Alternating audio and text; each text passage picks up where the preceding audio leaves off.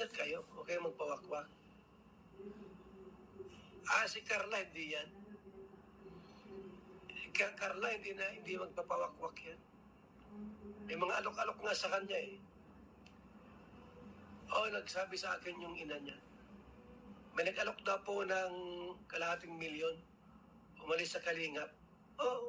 Mayroon po. May nag-alok. Sabi ng ina. Pinakita nga sa akin yung yung sino yung nag-alok. Mayaman, siyempre mayaman.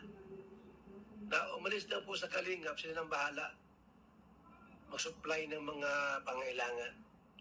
500,000 ang offer. Sabi ni Carla, hindi ma. Hindi ako alis ma sa Kalingap. Kahit anong mangyari. Dito ako nakilala. Dito umangat ang buhay natin. Walang dahilan para ako umalis sa Kalingap. Magaling, no?